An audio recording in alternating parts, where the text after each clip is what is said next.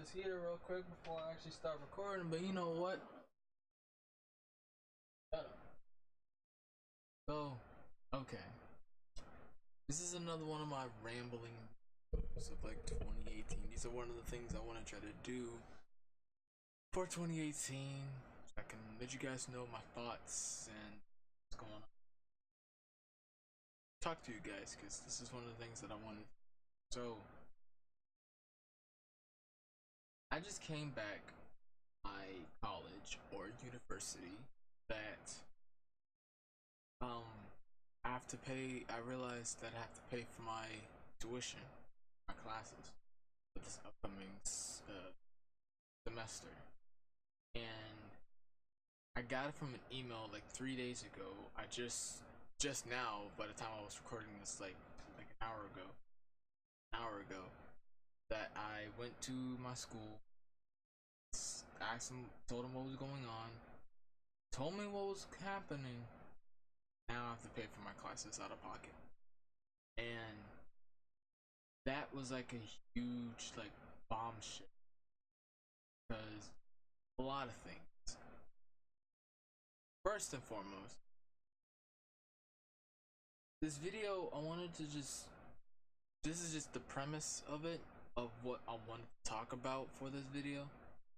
But when they were going through, I figured out what was the problem with my with why I'm not getting help paying for my classes. FAFSA, financial aid for my classes. They pulled up my unofficial transcript the whole time I was there at the school. And looking at it, I saw a lot of things. I saw my grades from the past semesters that I was taking. But then I also kind of like had the realization of my past, everything that has been happening during the time that I was going to school. And sometimes, and I guess in some way, I was hadn't had this thought of like the past can still haunt you, even though you've changed ways. It can still haunt you to this day. And when I saw my unofficial transcript, I saw a lot of progress when I first started. I remembered like my transcript is from I started college in 2016 officially, but something happened in 2015 that caused me to not take the classes, but I started to take my student development course, so I had to do. Technically, I started there. Then, um, till now, and looking back at everything that has been happening, looking back on my grades, she was pulling up my unofficial transcript. It helped me like see my past. It helped me see what has been happening to me. That seeing what I've become over the course of the whole year, of the semester of my college years in some sense. And of course, I've made a lot of mistakes. I have a whole lot of regret of why I have not put forth the effort, a lot of stuff. That's why with what's going on with me right now, I felt like I messed up. But like, it's a sense of like, yes, I have messed up before, but not to this extent.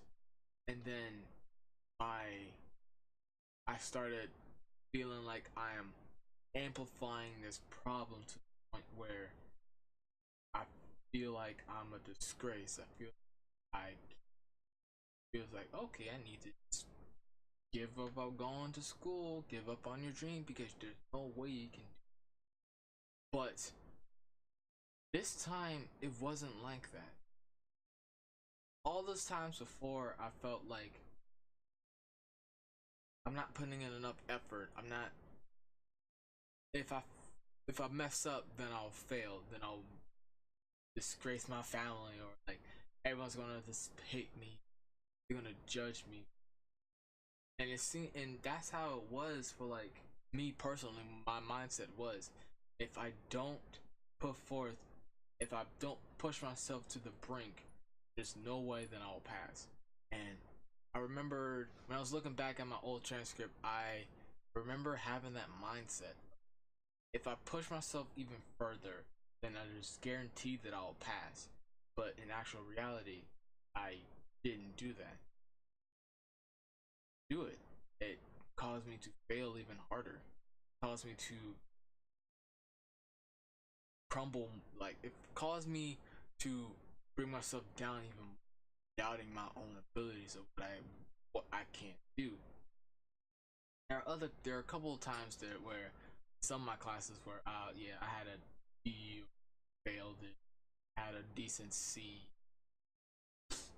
my classes, or it was something like that that like helped, like kind of like brought shame to myself and disappointing myself, and me thinking that other people are judging me or disappointed in me that I didn't put enough effort into doing. And that was just like a thing that I had in my mind.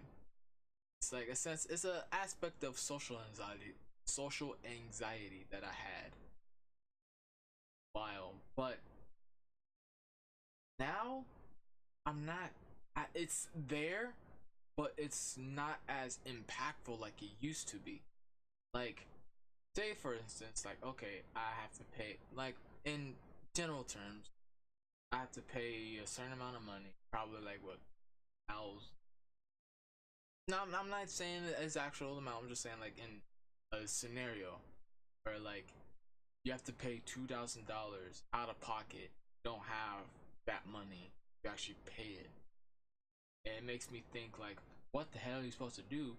Also, just not go to school this semester, so you don't have to worry about it at all, or you have to sell your stuff so you can pay it off the best way you can before it time's out, or you do all this stuff. I realized that it was like I'm amplifying it to the point where it's causing me to lose my mentality or my focus, what I gotta do. Now I'm like, okay, there's a problem, there is a situation, I gotta figure out the best course of action for me to actually get this done, right? That's what I'm thinking about. This is what I am thinking about it now. Even though I have, me personally, I am trying to get out of college as fast as possible. But to do that, I need to take as many classes as possible so that I can be out of college, graduate. And when I had that mindset, I thought about, you know what? There's nothing wrong with staying in college a little bit longer, especially since if I have to pay out of pocket. Because for me, the main reason that I am going to college is for my creative writing. I want to learn how to write. I want to write stories well. All the other classes that I have to take are just stuff for my degrees, what I'm going for. But focus, main my main drive is to do my creative writing. So my mindset goes to, let me just drop the other classes and take the one class. Simple. And then if I pass that class, because if I only have one class to focus on, I have all the time in the world to do YouTube, work as much as I can, pay it off the best way I can for right now. And it's less of a hassle for me, because if I do one class, and then the next time that I do go for a summer semester or spring semester, I got my financial aid back because of that one class. It's just a matter of how exactly I'm gonna try to formulate this plan. And it's like I was on the groundworks, it's still on the blueprints, but it's what I have in mind. But back to the topic that I had in mind. I know this was pretty long, but thought about this idea when I was writing, coming home after the like I realized that sometimes the past can haunt you, but it's how it will affect you now that makes it different. There are always things that I regret not doing, that I'm just by or doing, not putting in the effort that I did, that I know that I can put forward. Sometimes you regret that, and that's the past that's haunting you. But there are some times that you take that regret, take that shame, turn it into motivation, turn it into the energy to try, the drive to help push you forward to make sure that that doesn't happen again. Say for instance, if you're an artist, like a visual artist, you like to draw or paint, do digital art. They're all there. I believe that there's sometimes like you want to put your stuff out there, but there's nowhere for you, or judge yourself for not you judge yourself for not putting forward anything else, and you start doubting your ability. Just kind of put it off for months on end. That's one regret that you have, because you feel exhausted and tired, you don't appreciate your own art, start slacking, and kind of lost that same art style that you did in the past, or start cringing at it in some sense that it's not the way that not that's how you start cringing at the fact that that's how you used to draw than you are. But instead of being shameful of what you drew, taking another medium, and instead of drawing on pen with using pen and paper, draw using digital art, draw on the computer, try to like let other people see your art. There's it's there, and then there's so many opportunities from just doing digital art alone. And not only you can do digital art, I realized that because my brother Devin, he does digital art. He does that. He does his drawing on his notepad, but then he does digital art on it. There's so many other opportunities of what you can do with digital art. Uh, you can do awesome posters. You can make your own like cover arts, and you can sell them for commissions. And please, just 1 second, I have to say to anyone that's like, oh, let me take this and then just share it without crediting the actual artist. Screw them. Screw them. Just screw them. But not only you can do digital art to do commissions so you can get your own have a decent income, you can also do your own flair. You can also do animation. That's another thing. Animation, see how body movement, like you study that and see animation like very high end animations, or you can do basic animations like on story times or YouTube, or you can do the bridge of the two, animatics. Less um less strenuous as animation, but more comforting to try to like basic art to try to convey a story. And then that goes towards, oh, you can do voice acting that goes with your animations. The list goes on and on and on and on. And that drive, that whole idea can be pushed forward from what you've learned in the past of, I don't want to give up on this. I believe so much. Push forward to make sure that comes true. I'm sorry, I'm still kind of flabbergasted about the fact about this. And for me, it's more of, I'm a writer. For the end of 2015, for those of you who don't know, I lost someone special.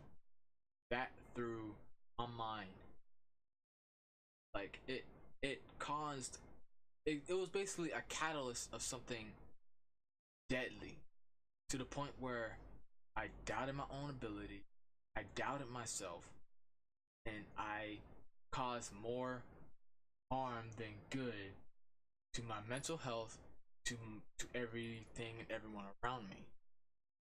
And that's one of the things that I regret doing.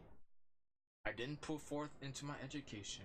I doubted my own writing ability because I hated my writing and I stopped writing for a year because of it. But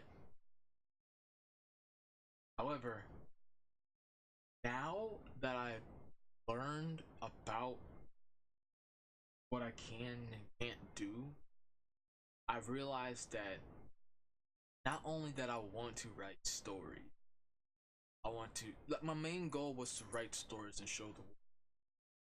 And for YouTube, and that basically just sparked YouTube from that tragedy. I want to be creative. I want to be a storyteller, as you guys know what the hell's going on. But I also have fun doing it because of gaming. But with that tragedy, me doubting my own abilities, being shameful of not doing what I do best, and spread happiness through my writing, I lost sight of that dream that I had, and I started regretting my own writing ability, regretting my own self-worth. I started, but yet I started pushing myself even harder so that people can notice my self-worth. So I shouldn't be gotten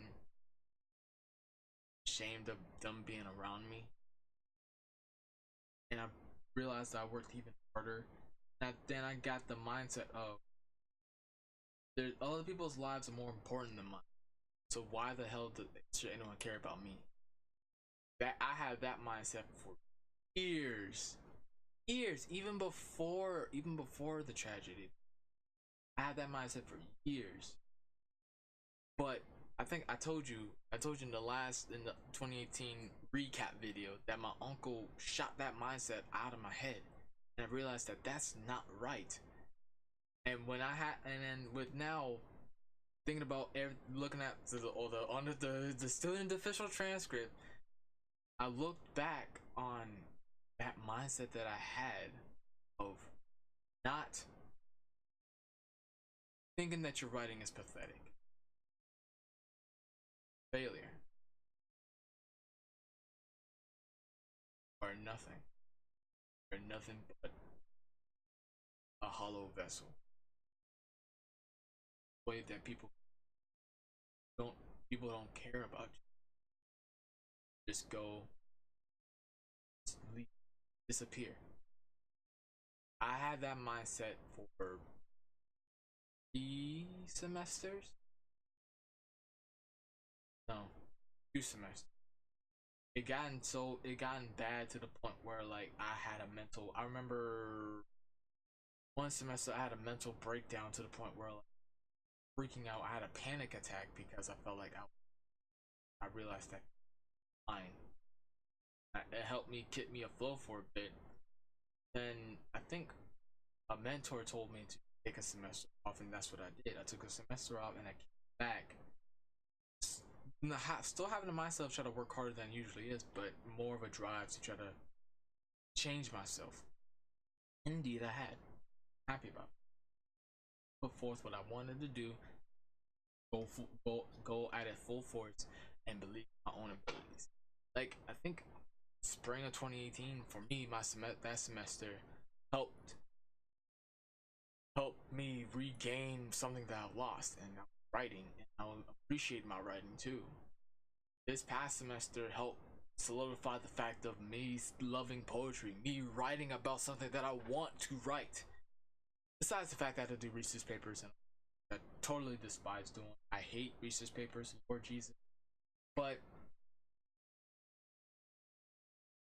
even though the past can haunt you, the way that it affects you now shouldn't be debilitating. It should push you kind of become. That's what I want to talk about.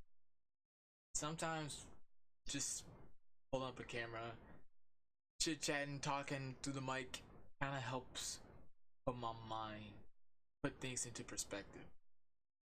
What I can, how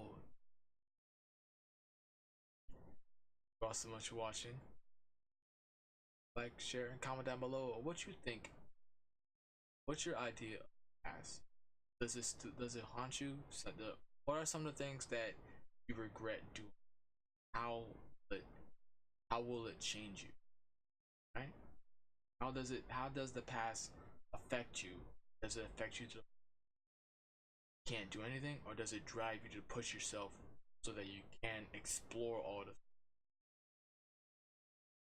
see I want to see in the comments down below. Thanks again. Always guys, stay dreaming.